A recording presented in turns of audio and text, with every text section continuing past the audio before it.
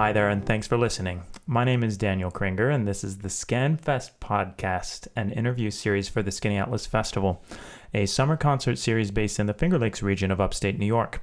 In these talks, we are spending time getting to know our visiting artists who travel the world making music at the very top of their field. Arson Fahim is a composer, a conductor, and pianist from Afghanistan. He was born in 2000 in a refugee camp in Pakistan, and after beginning to study piano at 12 years old, went on to study subsequently at the Afghanistan National Institute of Music, Longy School of Music, and now New England Conservatory. 3 pieces by Fahim will be presented at our concert with orchestra on August 10th at Anyela's Vineyards, including the premiere of a commission by the festival. So Arson, thanks so much for coming to talk today. It's a pleasure to be here. Thank you. So I'm aware that I skimmed rather quickly over some major markers in your path as an artist. Mm-hmm. Born in a refugee camp, studied music in Afghanistan, moved to the United States, creating music that's now being programmed all over the place. So I'd love for you to expand on your story in your own words. Maybe you can start with your family background, where you're from in Afghanistan. Yeah. So my family, they moved to Pakistan before I was even born, during the Afghan Civil War in the late 80s, early 90s. Mm-hmm. I was born there. I lived there for almost 12 years in different parts of the country, mostly like Rawalpindi. And in 2012 is when my family finally decided to move back to Afghanistan. We lived in Kabul, the capital of Afghanistan, but my family is originally from Parwan. Mm-hmm. Unfortunately, though, even over the past 20 years before the Taliban took over, Parwan was disputed, but usually our kind of village, our part of the province was controlled by the Taliban, so it wasn't very safe to go. Mm. Unfortunately, I've only gotten to visit it a couple of times, but I spent kind of rest of my time in Kabul. I joined the Afghanistan National Institute of Music in 2012. That's when my family had just moved back to Afghanistan. Mm-hmm. And it's kind of, life as a refugee is always complicated, for lack of a better word. And so many things almost seem normal because, that's what you grow around with. Life. Yeah.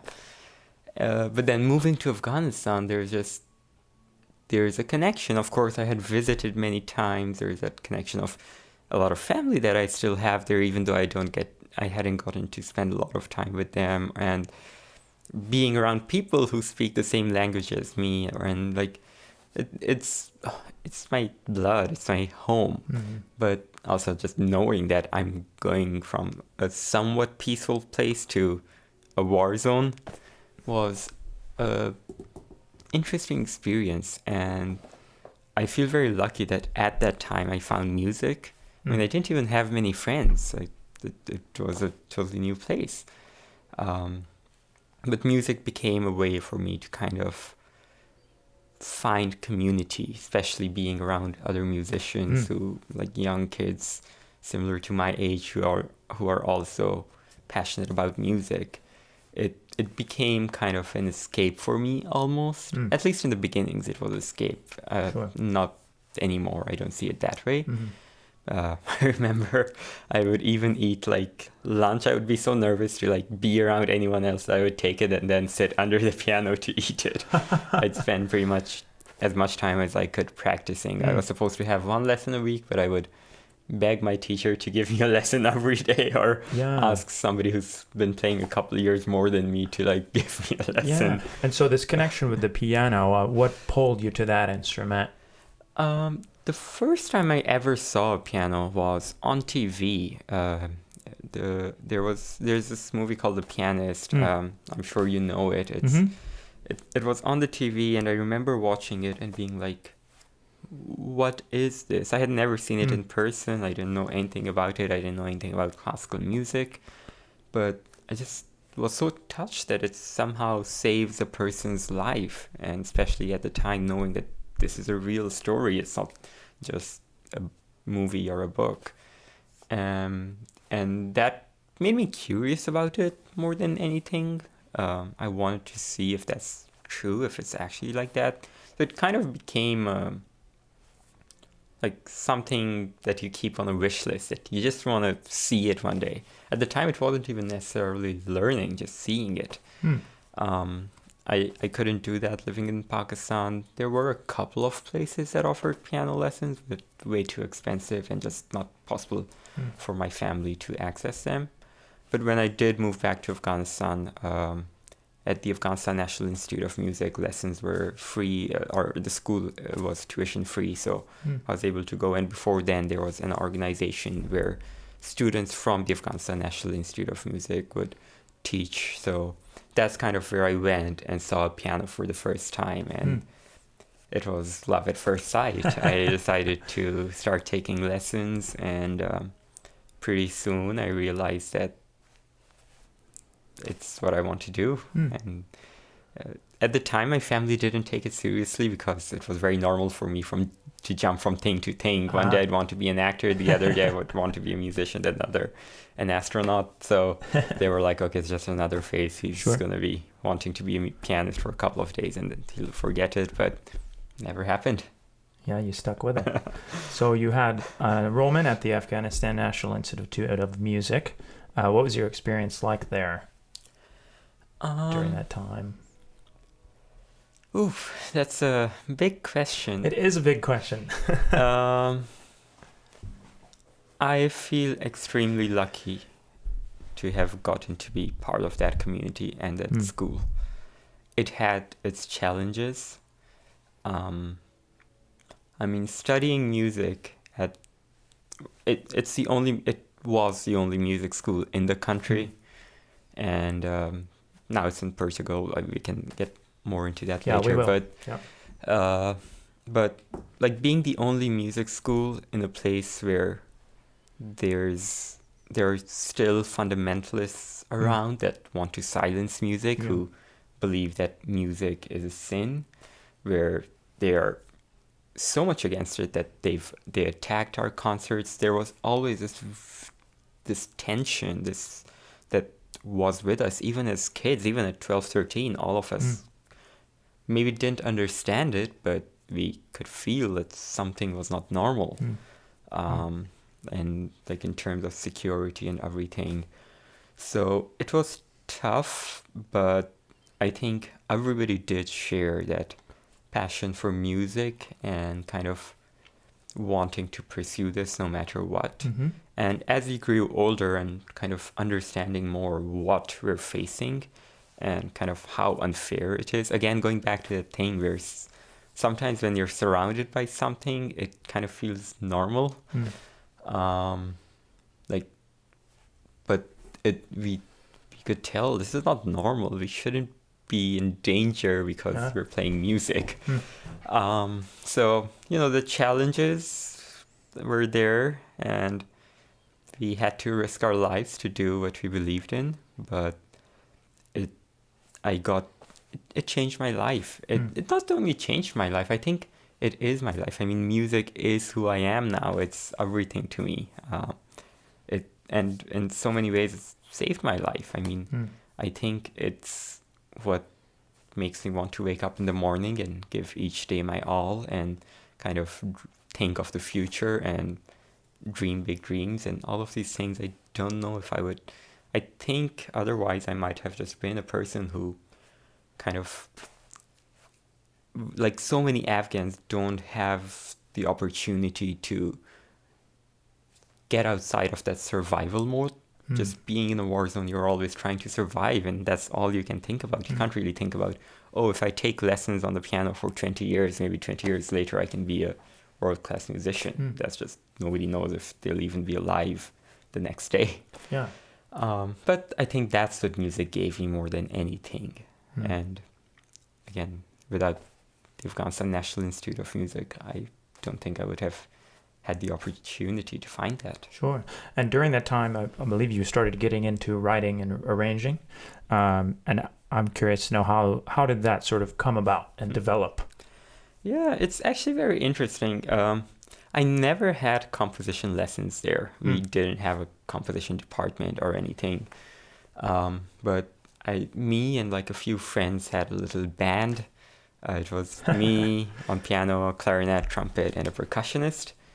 And we wanted to play kind of some arrangements of Afghan music, but we wanted to be professionals and we wanted to be playing from like written music and arrangements rather than just playing it by ear. Sure, yeah. So they asked me to do the arrangements, and I like watched some YouTube videos or whatever of like Sibelius and how to use it, and found a pirated copy of it somewhere and like tried to arrange it. And of course my ear training skills were terrible, so looking back, like I still have the Sibelius file. Luckily everybody in the band, like we couldn't really read music too well, so they were playing from ear. And what I had notated was like completely off. The rhythms were completely off, but they were playing it correctly because they couldn't read what I had written so wrong. Yeah. But that's where it kind of started, and I kept doing it, and I eventually I kind of learned how to make arrangements, even though I wasn't composing. Yeah. And at some point, I also started just improvising on the piano, which was mainly like I really wanted to show off, and I didn't have enough material that I could play. Sure. So when I was improvising, I could like keep going and felt like I could show off more. Sure. And then at some point, I just combined the two. And I also, the school kind of saw I had this interest in arranging and composing, so they kind of invited me to be the assistant for the conductor of our school orchestra, and eventually make some arrangements for the orchestra. And I was eventually like that kind of led into taking actual conducting lessons and becoming the conductor. But that's kind of how it started. The first time I ever had a composition lesson was when I came here to the US. I applied as a pianist, came here as a pianist, happened to just take a composition lesson with Alexander Duval at Longy, and realized, wow, I love this more than I love playing the piano, but I enjoy playing the piano more when I'm playing my own compositions. I see. And I switched majors. I'm still playing the piano, of course, but majoring in piano, minoring in piano. Majoring in composition, minoring in piano. Gotcha. So what events led you to leaving Afghanistan and then coming to the USA? You sort of just started to talk about anyway, but tell me more. 2019, I believe, is when I was about to graduate. A year before that, I had my first kind of international performance in India. I performed at this very wonderful boarding school in the south of India. And at the end of the performance, the director and founder of the school was so impressed that he came on stage and in front of the whole audience said that wherever I decide to study in the future, he would pay for it. Oh, wow. And it was amazing and unexpected, and it made me think, okay, I should look into schools in, beyond, in the US and maybe also other countries. Ended up being only the US. So I started looking into schools, and I applied to a bunch of schools, including Longy.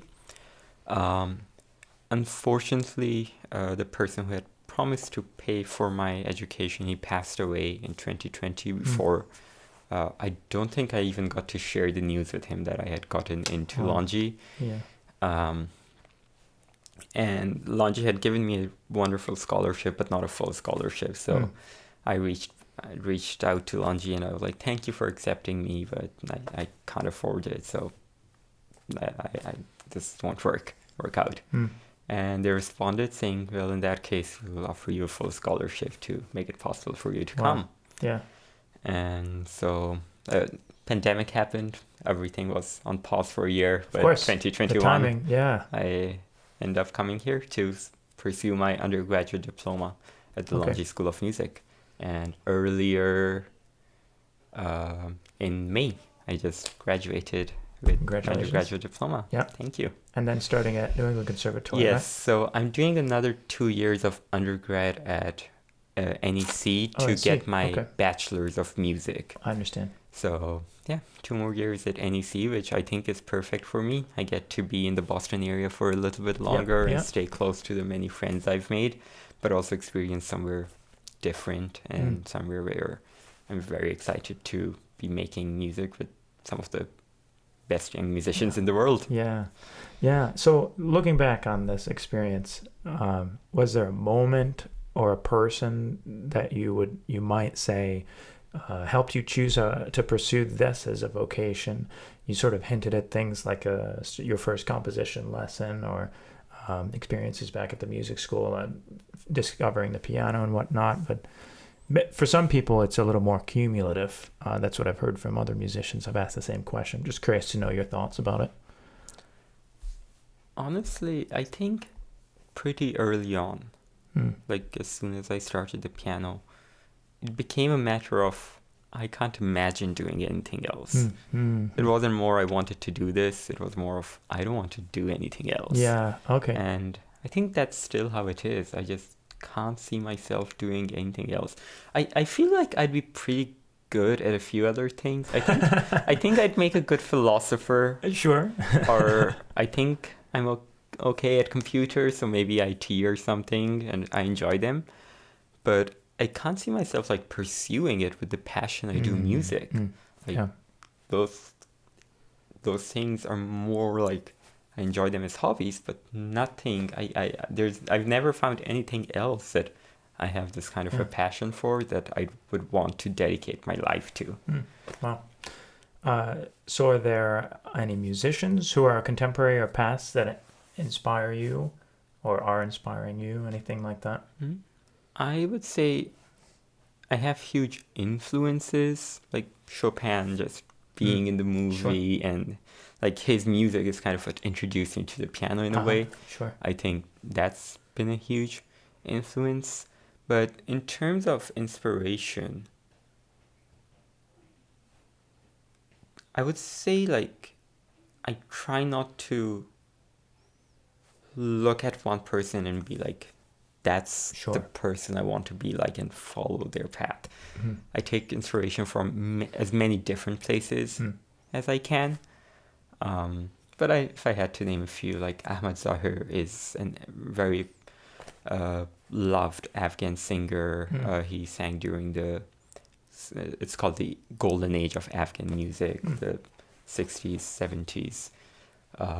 Like he's someone who I'm very inspired by, and many other musicians, including my composition teacher, Alexandra Dubois, who's always like not just a wonderful composer, but a person who always reminds me that of the power that I hold as a musician, and many, many more. Yeah. So you've written and spoken a bit about the role of art as a catalyst for activism and social change, and that you're often inspired to write by the tragedies and injustices of war. Can you expand on those ideas? Yeah. I mean, I think music is extremely powerful, and it's a way to create change and to raise awareness. And I think any musician can do that. But as an Afghan, I feel like it's much easier for me because I think as an Afghan, just the act of making music is a statement of resistance. It's saying, music is banned in my country right now since 2021 when the Taliban took over. They've silenced the sound of music. They've been persecuting musicians. They've been destroying instruments that they can find. Our school, where I graduated from, is now a military outpost, and all the students had to leave the country for their safety.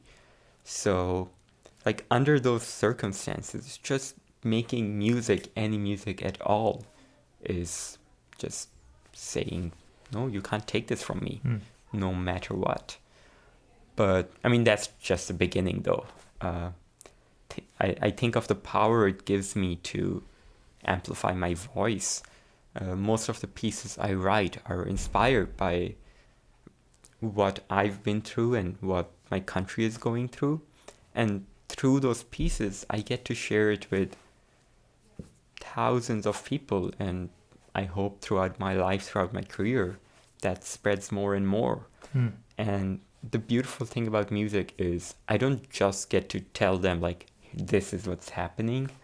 I get to touch them on an emotional level. I get to share the beautiful side of Afghanistan too, not just the war and the violence, but that humanity that also exists. Like, we also feel joy and express it through music and dance. We also feel sadness and express it through poetry and music. And I think that kind of solidarity that's created through music is so powerful. And the way it just brings people together. I always think about just how magical an orchestra is. It only works when everybody is willing to listen to each other. And I often think, like, I wish just everyday life was like that. It would only go well if we listen to each other. And so, like, there are just so many ways that music plays an important role in making the world just a tiny bit better. And through my music, I just try to talk about those or lean into those. And I think that to me is the essence of music and what I want to be doing. So I'm wondering, actually, if there are any examples you can give of events that might have precipitated an idea for a piece, a seed that germinated and then grew from there. Anything specific that you might be able to point to? Yeah, from your writing? I talk about one of the earliest pieces that I wrote. It's called Vergunde. I wrote this in 2015, and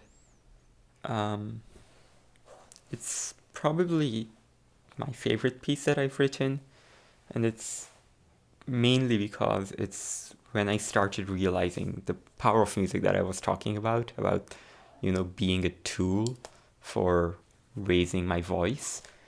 Vergunde was a woman who was very, very brutally murdered by a mob in the middle of Kabul. And it was just horrific. She was stoned to death and set on fire, all in front of hundreds of people. And this was videoed and put on social media. And then afterwards, she was falsely accused of burning the Quran. Turns out that wasn't true. And then, like, there were a number of protests for her, but there was never any justice. Nothing happened to the system changing to protect women or even to the people who were responsible for her murder. And as all of this was still happening, there were just other stories of the same thing happening in other parts. This one was especially on everybody's mind because of the videos. It was filmed and shared, and like seeing her covered in blood and begging for her life, and even the police not doing anything, just watching. It just made me and so many other people so angry, not just what happened to her, but the lack of consequences that for me, I just needed to put those feelings somewhere. So I decided to write her a piece, and I wrote Vergunde. And on the anniversary of her death, I got to perform it at the exact spot where she was killed. And I think that was the beginning of me kind of realizing, wow, this is what I want to be doing through my music. Taking something that touches me so meaningfully, so deeply, and kind of trying to use that to express myself. Yeah. So I noticed listening to your work, you incorporate not only scales and melodic figures, but also rhythms that are rooted in your homeland's sort of cultural palette, I guess you could say. Can you talk about that and your approach to blending that with Western harmonic structure and all that compositional forms and whatnot? Yeah. I try not to think about it too much because it's really hard. I try to think of... I don't know how to think about myself. Mm. I'm not a classical composer because my music is so influenced by Afghan music. Mm. But I'm also not really an Afghan traditional composer. I've never really studied Afghan traditional music. I've only listened to it. And also there's so many other influences on my music. Like I studied Indian classical music. I grew up in Pakistan, so I've listened to that. I love listening to jazz, and of course Middle Eastern kind of culture really has a big impact on Afghan culture and like music. So there's like a little bit of that flavor, I guess. So all of these different things kind of come together to create me. Mm-hmm. And I feel very lucky about that because I get to mix match without thinking about what I'm doing, where I'm taking it from, just doing it. Yeah. And I feel like that just gives me a voice. And for a lot of composers, it's a big thing to have your own voice. And I feel like I was just lucky by the places I was and the influences I had. I just happened to get my own voice through those. But I don't think there's any one thing I can like point at or put myself in any one box of what I do. Yeah. So when it comes to kind of trying to answer your question, I just trust my instincts, I guess. Yeah. If I'm feeling like 7/8 is very popular in Afghan music.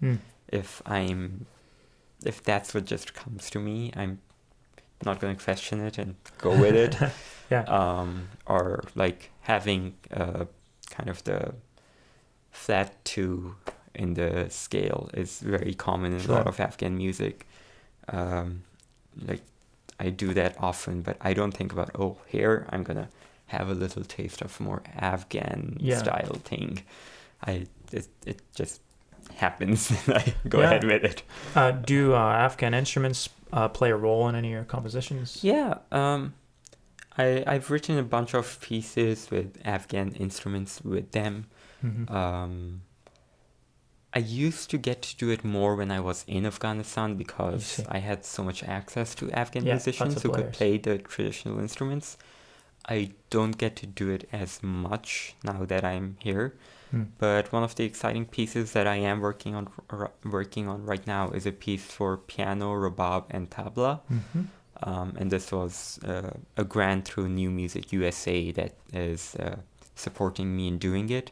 And I'm really excited about this one because usually when I've written for the rebab, it's like I write something and then I send like a MIDI or something to the performer, whoever it is, and then they listen to it and play it, because in our traditional music we don't have notation, so they just learn it by ear. And I've always felt like my writing for the rebab specifically, which is our like national instrument, is very generic. It's like I just give it a melody line and it adds that beautiful color, but I'm not really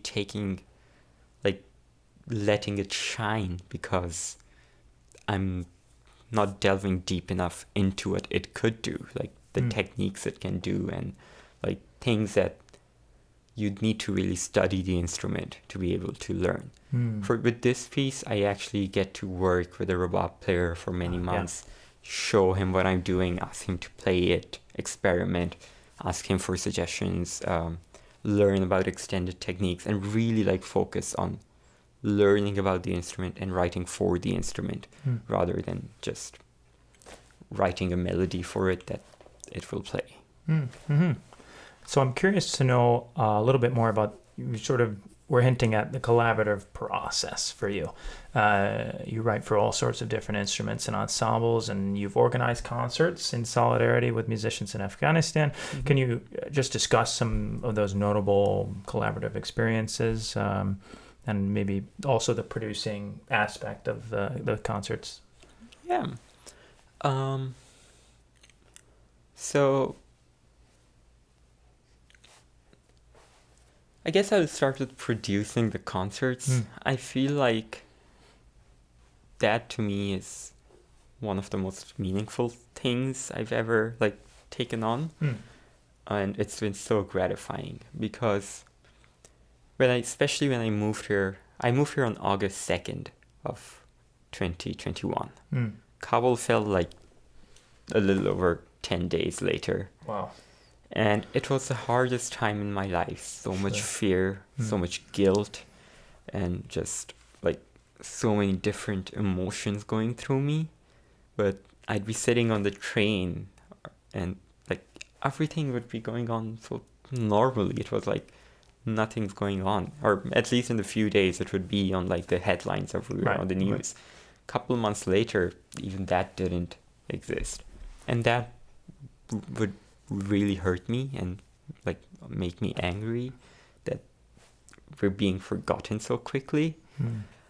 But and that's kind of when I decided to do like, okay, I'm here, I'm studying at a music school, and I'm surrounded by these amazing people who share this passion for music, and they agree with me that music shouldn't be banned. Sure, yeah. Why don't we all come together, play some Afghan music, record it, and share it on the internet as a message of Afghan musicians? You're not forgotten, you're not alone. We stand with you. We this is wrong what's going on. It's unfortunate, it needs to change.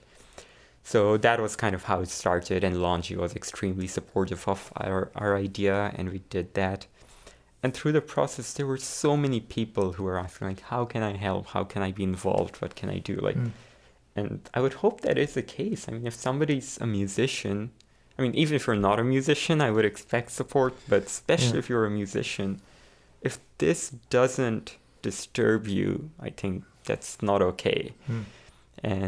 But like just putting on this project and seeing all the support that people wanted to give, it kind of reminds me that we're not alone, and that people care and want to support however they can, and that just gives me hope for the future. And then we did that again the following year, and it was extremely successful. This time bigger. This time we were able to invite some Afghan musicians, and instead of doing it just online, we also had like a live concert, and we did it at a church. And instead of like the hall had space for about 500-600 people, but there were so many people that like people were standing, and like just feeling the energy of how much it meant to everyone and how much they played from their hearts, like just was really meaningful to me. I'm working on doing that again, this time at NEC for next year. And this is something I want to like kind of make it a part of my career as a musician, doing not just these concerts, but getting to share Afghan culture with people around the world. I'm starting with music, but eventually also our dance, our poetry, our food, our dresses, everything.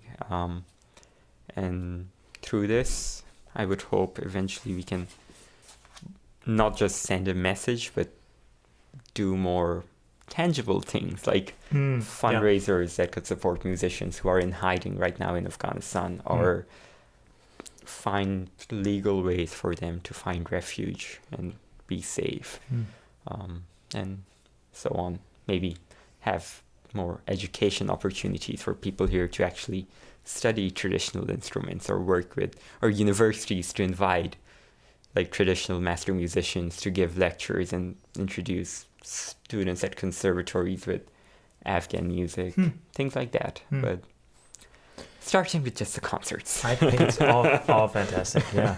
So now pivoting, you're here with the festival, presenting 3 of your compositions, and two compositions, one arrangement, right? So one of which is a commission specifically for us as part of a program we've been running. Can you talk in a little more detail about your thoughts on the pieces in advance of the concert? Yeah. So the 3 pieces, there's the arrangement. It's one of my favorite Afghan songs, if not my most favorite Afghan song. It's by Asad Sarabon, again from that golden age of Afghan music. It's the name of the song is In Gham Be Haya, and like kind of the translation of the lyrics is something like, there's this person complaining about like their sorrows, and they're saying, my sorrows are so shameless. They see me crying and screaming, and they're still just, they don't care. And I just love how intensely dramatic it is, but also just how beautiful the music is. Yeah. And I think I've come far enough that I've notated everything correctly, unlike the early days where I wouldn't be able to do that. But I think the great thing about doing arrangements like these is that Afghan music, because it's usually performed by ear, other orchestras or ensembles around the world don't get to play them. But kind of, I enjoy doing arrangements because it becomes accessible for orchestras, ensembles, whatever, to program them, play them, get to, learn about them and share them with their audiences. Yeah. So I'm excited about getting to do that. Forbidden Dances is an original work that's on the program. I wrote that piece for the Boston Festival Orchestra last year.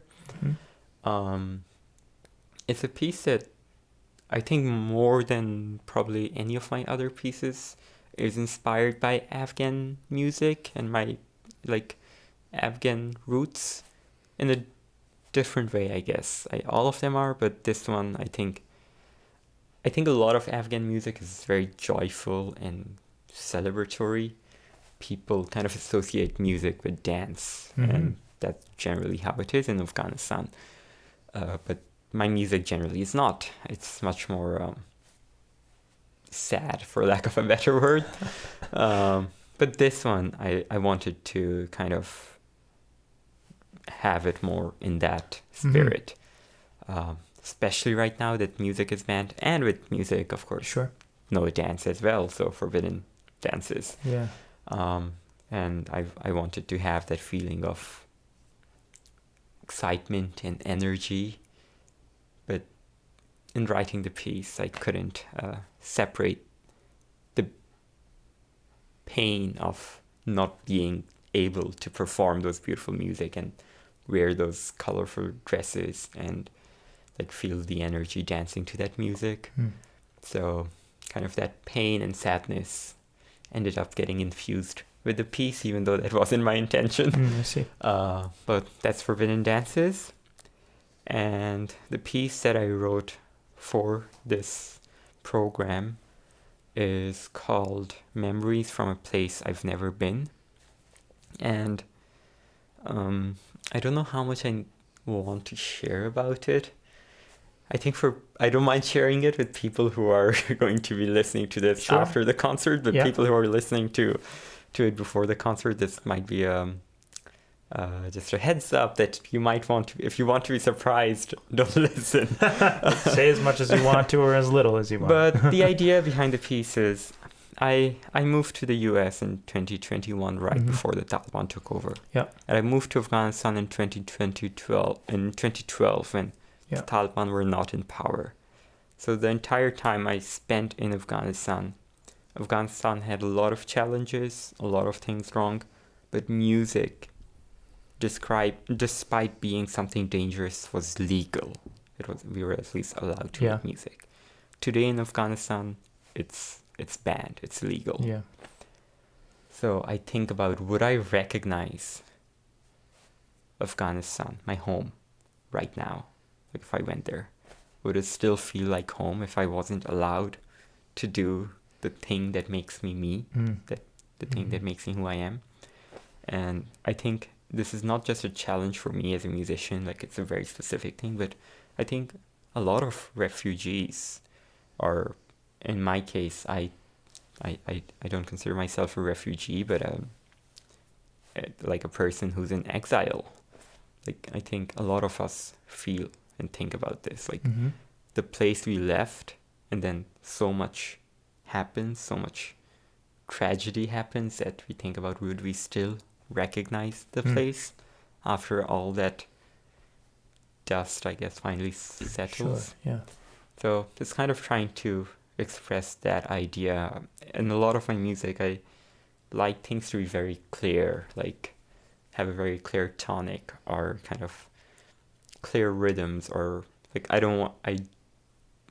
don't try to make people think like, oh, what was that, or like that's not generally what I go for, even though it's definitely in my music. But I think with this one, there's more of that. It's a much more of a question of a piece than a statement.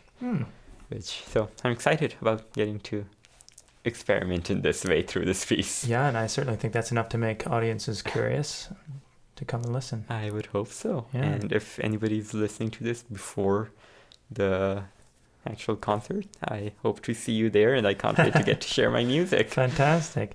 So a couple more questions before we start to wrap up. I'm curious to know if you have any upcoming projects that you'd like to discuss. Well, I'm very excited about the next concert in solidarity with Afghan musicians. I think year over year there's been more interest and excitement, and it has been growing, and I'm aiming for the next one to be the biggest and best one yet. Yeah. But it's still in the early days of being kind of worked on. The other project that I'm excited about is releasing kind of my debut album. I've been working with Cuatro Puntos, which is a chamber ensemble based in Connecticut. I've done like a whole concert of just my music with them, and we've performed it multiple times now. But we also did a studio recording of that program that will be coming out. Also with Cuatro Puntos, another cool project that I did is kind of commissioning musicians that are still in Afghanistan to secretly play music, record it on their phones or whatever, and we release that as an album. It's called Unsilenced. It's on Spotify and everything. Okay. So I think those are a few of the things that I'm excited about. Yeah, wow. And so to finish things off, I'm curious to know some thoughts you might have about, and you sort of referenced this as well during our conversation, what sort of goals do you have for yourself, your music, and maybe your home country, looking farther in the future, maybe 10 years, 20 years? What do you hope for? Afghanistan's just so unpredictable to know what's going to happen. Yeah. Of course, I have my hopes for it. I want it to be a country at peace where women can go to school and, have their freedoms, have rights. Right now, they don't. Musicians can play music, and people can go outside. People can have the confidence in life to plan things and think long term instead of being in survival mode, and so much more. But thinking about how is tough. I don't know. Of course, yeah. But I am confident that it will happen, because the way things are in Afghanistan right now, it can't stay like that forever. I mean, do you know of any other society or civilization where there's no music? I mean, music has existed for thousands and thousands of years. Even before we had instruments, we would make music with stones or whatever we could find. So it's part of life. It's essential, and I think it just has to change. I'm going to try to do whatever I can through my music to accelerate that change. Yeah. And to gather support from the world for Afghanistan witnessing that change or making that change. But until then, I'm just going to be making music and just playing my heart out, I guess. Yeah. Well, fantastic. So Arson is with us for a concert presenting 3 of his pieces and arrangements on August 10th at Anyela's Vineyards.